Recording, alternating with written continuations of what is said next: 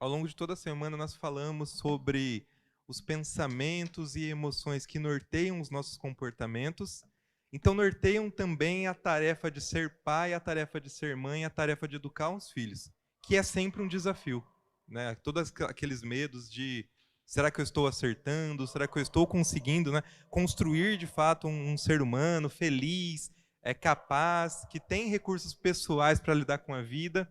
Só que na adolescência, todos esses medos, todas essas dificuldades se intensificam, né? Então, o meu projeto trabalha com a idade da pré-adolescência. E por que escolhemos essa idade? Porque é como se nesse momento da vida, os pais estivessem diante de uma onda, enxergando que a adolescência vai chegar, que vão ter desafios novos, para os quais não necessariamente estamos instrumentalizados a lidar, e estão começando já a sentir, a pensar coisas relacionadas a isso. E aquilo que eu penso, aquilo que eu sinto sobre os meus filhos adolescentes, sobre o meu papel de pai e mãe, sobre o trabalho que eu já fiz até hoje, a avaliação que eu faço do sucesso que eu tive em educá-los até aqui, influencia diretamente os resultados que eu vou obter nessa etapa, o desenvolvimento dos jovens nessa etapa. Perfeito, perfeito. Ô Danilo, a infância é um momento desafiador, né, na Também, educação de um filho. Você poderia estar traçando, vamos dizer assim, algumas etapas desse processo de educação nesse período que é a infância das nossas crianças? Sim, a infância é importantíssimo, né? Eu quero destacar, então nós falávamos, por exemplo, sobre pensamento sobre mim mesmo. Ontem nós falávamos de autoeficácia, de autoestima, o quanto, por exemplo, as falas dos pais e dos professores dirigidas às crianças ajudam, influenciam na construção dessas coisas, não é? Nós dizemos para os pais e professores também, né, tomar cuidado, por exemplo, com o quanto critica e o quanto incentiva. Isso tem um efeito, né, avassalador na construção da identidade e da autoestima dos filhos. Se o pai, a mãe, se o professor tende a exaltar os fracassos, os insucessos, sobretudo na escola, por exemplo, ora, as pessoas que me são significativas, as pessoas que já chegaram lá, né, meus pais, os meus professores, estão dizendo que eu não sou capaz, eu introjecto isso, então eu não sou capaz. E o quanto que isso, né, se desdobra ao longo de toda a minha história de vida. Nossa, coisa boa mesmo. Tem um outro assunto também que você chegou a citar, que você fala sobre esse emaranhamento, né? Emaranhado, uma mistura, né? É uma mistura mesmo, né? Um parece que está amarrado no outro. O que é isso? Me explica Sim, né? melhor esse termo. E sobretudo em relação às mães, porque afinal, se nós pensarmos bem, a mãe gesta o filho, né? É uma relação simbiótica, ou seja, os dois habitam por um tempo o mesmo corpo, inclusive. Então, e na infância principalmente, que as crianças são muito quase que como uma extensão do interior dos pais. Ora, o pai escolhe a roupa que ela vai vestir, o pai escolhe aonde que a gente vai passear, leva para um lugar, tá bom, quer ir junto. Na adolescência, conforme o filho vai criando um pouco mais de autonomia e vai descobrindo a sua própria identidade, isso vai se desfazendo.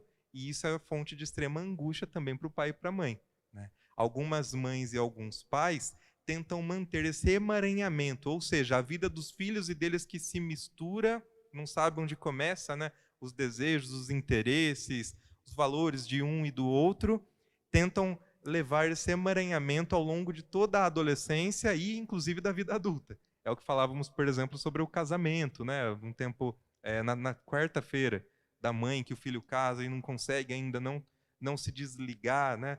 E, de novo, não é se desligar, se afastar, mas é entender a nova forma de ser mãe a partir de então. Mas que as vidas são muito misturadas, emaranhadas. Simbiótica, né? Simbiótica, Esse essa processo relação. simbiótico, simbiose, o grego ele nos ajuda muito com isso, né? Sim é o mesmo, biose é vida, a Vida, mesma mesma vida, vida, sim. né? Tem uma tá misturado com Uhum. outra. E o problema disso, né, um dos problemas disso é que, por conta disso, compromete muitas vezes o desenvolvimento de uma característica que é essencial em toda pessoa, que é a questão da autonomia. Falando em autonomia, Fábio, antes de você colocar aí a sua questão, é na relação com os pais também, na fala dos pais com os filhos, que os filhos podem desenvolver ou não a sua autoestima, não é isso? Sim, também. E qual vamos dizer assim, qual é a prática adequada? Eu sei que depende muito de família para família, de situação para situação, mas qual é a prática menos conflitiva, se eu posso dizer isso, ou menos inadequada para se construir essa autoestima da criança? Certo. Então, primeiramente, aquilo que dizemos no início, de pontuar as conquistas. Nós não temos que tratar a criança como um mini adulto. A gente comete muito esse erro. Eu falei e ela vai fazer assim, assim, do jeito que eu quero, na hora. A criança não é um mini adulto, ela está explorando o mundo, ela está descobrindo os recursos. Na pré-adolescência, ela está descobrindo, inclusive, quem é ela mesma, e esse é o grande desafio. Os pais estão descobrindo quem é o filho, enquanto ele próprio está se descobrindo. Então, o cuidado é esse, de conseguir sempre incentivar, motivar, participar da vida desse filho. E na infância, é claro que isso é mais intenso, mas com o quanto ele vai crescendo, na pré-adolescência, na adolescência, é muito tênue a linha, é muito difícil, mas o grande desafio é participar, incentivar, orientar, sem que seja uma relação simbiótica, sem que seja uma relação focada apenas na crítica, na cobrança, mas que seja uma relação construída sobre afetividade, sobre comunicação, né, sobre todas essas coisas que aproximam ao invés de afastar.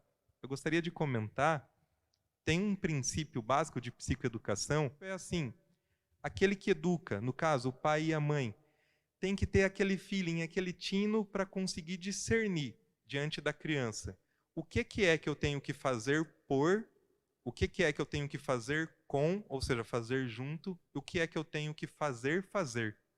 Porque a linha entre ajudar, auxiliar, colaborar e poupar e cortar a autonomia é muito tênue, é muito pequena. Não é porque a gente é o mais velho ou porque você é o pai que do outro lado não tem uma pessoa que tem um sentimento, que queira falar, um jovem, né, um filho que, porque em casa antes eu acho que com a minha primeira eu pequei um pouco mais nesse aspecto assim, nesse sentido assim, não, é do meu jeito, do jeito que eu quero. Porque eu sou mais velho, você não sabe nada, você está conhecendo agora, eu já passei por tudo na vida, né? Aquela coisa toda.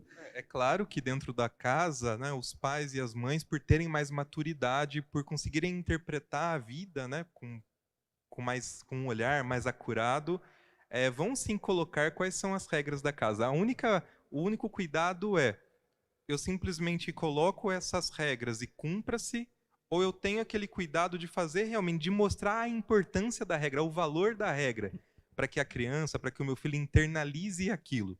Se eu só posto a regra e cumpra-se, e ela não internaliza, na minha frente ela cumpre. Quando eu não estou, ela desvia. Agora, se eu passo qual é o valor que está por trás da norma, qual é o valor que está por trás da regra, eu posso estar presente ou eu posso não estar, a regra já está dentro dele e ele vai Uma seguir. coisa que eu acho muito, muito importante nisso é a coerência de vida dos pais, né? Sim, sim. Se o pai pede para não mentir e logo em seguida o filho pega ele mentindo, né? Se o pai diz que vai num lugar e o filho vê que ele vai no outro, se a mãe diz que vai fazer de tal forma e ela acaba fazendo de outra forma, né? Então a coerência, né? Eu acho que é importante isso, a coerência dos adultos na educação dos filhos. Sabemos aquela máxima, né? As palavras convencem, mas são os testemunhos que arrastam. Então é vendo você fazer que o seu filho vai fazer igual. Sim. Isso tanto positivamente Quanto como negativamente. Tem um comercial no YouTube, você encontra, né? O nome é Criança Vê, Criança Faz. Né? Você encontra. E é um comercial que é justamente isso. Então tá lá um pai que joga uma latinha na rua e do lado uma criança que joga também. O outro que está, né, batendo num orelhão, destruindo um orelhão, e a criança lá socando também. Eu vi uma outra comparação muito triste, quer dizer, uma criança assistindo o pai agredir a mãe e ela agride a boneca. Sim, sim. E ela agride a boneca, quer dizer, ela está aí repetindo no nível dela, né, a mesma atitude que o pai estava realizando com a mãe. O senhor trouxe essa questão? Não, então antes do que eu ia dizer sobre a coerência é isso. Criança precisa de adulto coerente, né? Não pode mentir. Aí toca o telefone, fala que a mãe não está em casa. Fala né? que a mãe não está em casa. É nas mínimas coisas que a criança vai entender, mas é difícil discriminar. Então quer dizer que eu não posso mentir, mas em algumas situações, esse é um raciocínio que nós fazemos como adulto, mas que é muito sofisticado. A criança não tem essa abstração, essa sofisticação de pensamento para separar isso. O padre falava sobre agressão. Nós precisamos conversar um pouquinho, então, sobre práticas coercitivas, práticas de castigo físico. A nossa crítica ao castigo físico é principalmente a seguinte: o quanto eu ensino que é a agressividade a forma por excelência para resolver conflitos. Depois o meu filho briga na escola, mas espera, eu ensinei que quando eu quero resolver uma situação de conflito é pelo uso da força, é pelo uso da agressividade. E aí tem um estudo que foi feito, vários estudos que foram feitos que vão dizer o seguinte: o castigo físico é inconsistente, porque não é sempre que ele acontece e que acontece daquela forma, e ele está muito mais relacionado aos estados de ânimo, aos humores dos pais, do que aquilo que o filho fez. Quer dizer o quê? Se hoje eu estou muito irritado, se hoje eu estou muito cansado, eu castigo duramente. Se amanhã eu estou mais tranquilo, a criança faz a mesma coisa ou coisa pior e eu não faço nada. Essa incoerência, essa inconsistência descola a questão do castigo físico do comportamento da criança. Mostra apenas que a agressividade é a principal forma de resolver conflito. Por que a gente bate? Porque a criança para com o comportamento naquele momento, porque afinal está sentindo dor. Então é um objetivo a curto prazo, um objetivo imediato. Quando a gente pensa em tudo isso que eu falei anteriormente, nós nos questionamos: os meus objetivos educacionais são objetivos a curto prazo, que vão resolver o meu estado de humor e o meu problema, ou eu quero objetivos a longo prazo, que tentem formar aquela pessoa como cidadã, como uma pessoa bem, né, feliz, leve, saudável? É muito difícil criar filhos. A gente acha que está fazendo tudo certo, mas erramos muito, né? Os pais têm esse sentimento também. E quando acontece uma coisa, qual é a famosa frase, Danilo? Eu não devia, aonde foi que eu errei? Aonde foi que eu errei, padre? Aonde foi que eu errei, doutor? Vou só responder, né? Quem que está perguntando? A Ana Paula. Ana Paula, né? Ninguém vai acertar 100% das vezes, né? Ninguém é asséptico. Nós vamos errar muito. A ideia de conversar, a ideia de partilhar tudo isso que nós estamos fazendo essa semana é para que a gente acerte mais do que erre. A criança vai se desenvolvendo, vai olhando os exemplos do pai, chega na adolescência e ela vai colocando em xeque, vai desafiando todas as leis de casa, todas as estruturas que ela talvez tenha aprendido ao longo da infância inteira.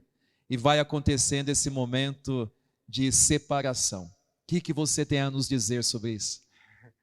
Esse momento da adolescência, então a criança para de ser, né? Esse emaranhamento se rompe, a criança começa a se distanciar e veja, não é afetivamente, mas em termos de identidade. Eu não sou mais simplesmente o reflexo das expectativas dos meus pais. Eu estou experimentando o mundo e descobrindo quem eu sou, descobrindo o que eu quero vir a ser, né? O que eu quero para o meu futuro, o que eu quero para a minha história. E nesse momento é um sofrimento. É também um luto para os pais, não é? É uma nova forma de ser pai e de ser mãe. O que é importante pensar? Como eu dizia, acompanhar e estar perto, mas sem cercear a autonomia. Às vezes, as mães, principalmente, têm muito medo, e claro, é coerente, deve ser assim, que os filhos adolescentes sofram frustrações, sofram desilusões, seja em relação aos amigos, seja em relação ao sucesso acadêmico, né, na escola. E muitas vezes, por medo que os filhos sofram, os pais tomam a iniciativa e fazem tudo por ele, né? Tem um autor, que é inclusive de psicologia infantil, ele é um psiquiatra chamado Spitz, e ele vai falar assim: a frustração é o principal catalisador do desenvolvimento. O que é catalisador? Na química, quando eu quero que uma reação aconteça mais rápido, eu coloco uma substância que vai acelerar.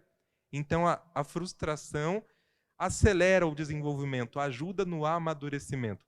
O que eu estou dizendo é que muitas coisas às quais nós tentamos poupar os filhos são sofrimentos necessários para que eles amadureçam. Você sabe que isso é tema de um dos diálogos que eu tenho com alguns pais, né?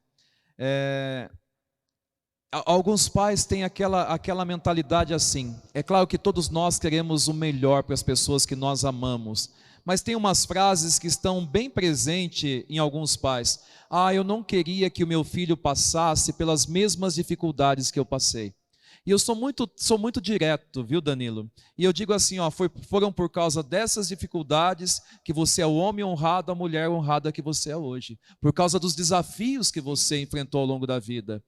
Os pais buscam poupar muitos filhos ultimamente. Eu dizia ontem que o tamanho da dor diante de uma perda, diante de uma dificuldade, depende do quê? Dos recursos que eu tenho para lidar com ela. Ora, mas como é que eu desenvolvo recursos se não entrando em dificuldades, tendo dificuldades, superando dificuldades, não é? Então, na escola, né? Então os pais vão e resolvem tudo, e conflito com os amigos, os pais vão e resolvem tudo. Isso pode ser a autonomia. Agora, o cuidado é o outro extremo. Então, agora o meu filho é adolescente, ele já é grande, ele que se vire. E aí os pais não participam e deixa que o filho, que ainda não tem recursos para uma série de coisas, tome decisões para as quais não está preparado, assuma, né, responsabilidades para as quais ainda não tem ferramentas para conseguir lidar com elas. É novamente aquela velha fala da moderação, do equilíbrio. Nem muito, nem nada. Até porque se esses vazios crescem na relação entre pais e filhos, outras pessoas podem ocupar esse lugar. Sim. E nem sempre essas pessoas têm as boas intenções que nós temos, né? E sempre são as melhores, né? Nem sempre são as melhores. É muito Agora, eu vejo um desafio constante, Danilo, Fábio, que é pai, é que os pais e as mães, elas têm que ter uma flexibilidade. Eu acho assim, pai e mãe, como você escreveu aqui nos nossos tópicos, eles têm que se reinventar constantemente, né? Nós estamos num mundo acelerado, um mundo que o que é bom hoje, amanhã não deixa de ser bom, mas nós podemos conquistar de uma outra forma. Até esses dias eu fazia aula de datilografia, né? Anos se passaram, eu não tenho mais nem computador, nem mais computador. Eu uso o celular com tudo aquilo que eu preciso dentro dele. Então, na família, nas relações que nós temos, nós também temos que reinventar a cada dia, né? E aí, esse reinventar-se, né, acontece principalmente em dois momentos. Quando eu estou comunicando-me com os meus filhos e olhando quais são as necessidades deles, por isso que é importante criar essa relação afetiva, em que os filhos se sintam à vontade para comunicar o que eu estou pensando e sentindo. Eu queria só voltar um pouquinho na infância para dizer como desde sempre nós somos acostumados a não expressar nossas emoções, inclusive para os nossos pais. Então as crianças pequenas, tem um autor que chama Bowlby, que é o responsável pela teoria do apego, vai dizer assim: a criança pequena, de 4 anos, pega e fala: mamãe, eu não gosto da vovó. E o que a mãe responde? Não pode falar assim, é sua avó. A criança ainda não tem os recursos da linguagem e talvez o não gostar que ela disse não é o mesmo que o nosso. Ela está dizendo de alguma característica, de alguma situação, de alguma coisa que a vovó fez. E aí, quando eu corto, não fala assim, na verdade o que eu estou ensinando é: olha, não fale dos seus sentimentos. Não ponha para fora as suas emoções. Ao longo da vida e na adolescência, esse vazio que o padre falava, né, essa dificuldade em comunicar o que está sentindo, e os adolescentes estão sentindo muito, né, é o auge do desenvolvimento neuronal, nós estamos mudando padrões de comportamento, nós estamos experimentando e conhecendo o mundo. Tenho liberdade para falar disso com os pais? É que aí o segundo ponto é, também relacionado à comunicação, o quanto os pais, ou mais pessoas, né, que fazem parte daquele núcleo familiar, participam juntos da educação desses filhos. É muito mais fácil, muito mais produtivo me reinventar como pai se a mãe participa, como mãe se o pai participa, e se nós conversamos juntos sobre os objetivos que temos para o nosso filho. O cansaço vai ser menor, os estresses vão ser menor, e juntos nós conseguimos decidir, tomar decisões, planejar, fazer, resolver muito mais coisas. Danilo, assim, eu tenho hoje 2 filhas, né, e totalmente diferentes.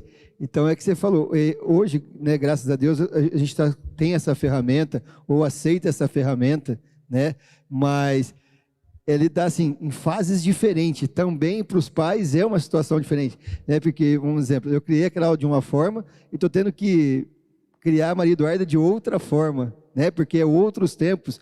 Então, assim, a aceitação também é meia, né, nesse sentido. E é legal pensar que são fases diferentes, mas ainda que fosse a mesma fase, são pessoas diferentes. Irmãos gêmeos têm temperamentos diferentes, pensam o mundo de forma diferente, então aí torna mais difícil ainda, porque não tem uma receita de bolo pronta que eu use para todos os meus filhos. E aí usa aquela frase, mas os dois são criados da mesma família e são totalmente diferentes, né? a gente está cansado de ver, e eu acho legal falar isso, né? A gente está cansado de ver, por exemplo, famílias em que vários filhos de uma família boa tomam caminhos errados na vida, ou o contrário, famílias em que todo mundo, né, tem alguns problemas, tem alguns conflitos, e aquele filho sai diferente e dá certo. Por que isso, né? Porque a gente tende a responsabilizar muito a mãe também, principalmente, né?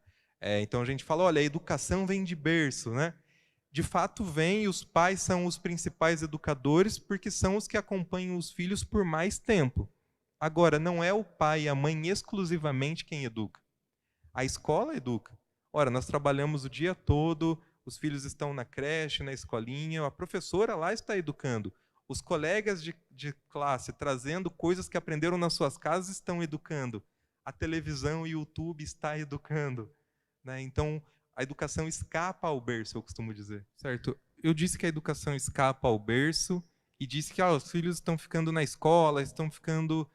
E no nosso mundo, na forma como a gente vive, inclusive por necessidade de sobrevivência, para a grande maioria das famílias não tem como ser diferente. Poxa, pai e mãe trabalham e colaboram efetivamente com a subsistência da casa. Então, como que eu saio disso, Danilo? Como é que eu consigo educar bem um filho que está ficando muito tempo longe de mim? E aí o que eu quero dizer é que não é a quantidade do tempo, mas a qualidade desse tempo, né? Então, veja, a criança fica fora o dia todo e os pais também. Chega no final do dia em casa, os pais chegam do trabalho cansados e logo vão dormir e não estão muito presentes com a criança e deixam ela só no YouTube, no celular e tal. O tempo está sendo passado junto, é uma convivência de qualidade. Agora, se eu vejo o meu filho 1 horinha que eu consigo por dia, mas nessa 1 hora eu estou inteiro com ele, escutando, conversando, brincando, né? Isso é tempo de qualidade, isso o aproxima, isso cria vínculo. Tem, inclusive, as 5 linguagens do amor, de novo. O autor fala assim, se o pai está falando ao telefone e chutando uma bola para o filho na sala, ele não está passando tempo com o filho, né? A bola é instrumental, o filho está brincando com a bola, o pai está no telefone. Então é isso, é dedicar tempo de qualidade, é esse o segredo. Tempo de qualidade, coerência na fala e nas práticas, essa certeza de que não vamos, né, ainda bem não somos perfeitos, não vamos errar, não vamos acertar sempre, mas precisamos acertar mais do que errar. Eu acho que esse é o segredo. A receita de bolo não existe, com cada filho, cada família, a partir da comunicação, da observação e do autocuidado, nós vamos conseguindo encontrar caminhos. Eu quero agradecer por essa semana, foi muito bacana, né, tudo que a gente conversou, o quanto que nós crescemos juntos, né? Eu também, enquanto profissional, foi muito importante, gostei muito de ver o carinho, as dúvidas, né, o contato de vocês que eu tive também ao longo da semana nos comentários. E é isso, que nós tenhamos outros momentos tão ricos como esse, estou à disposição. Foi uma alegria muito grande estar aqui.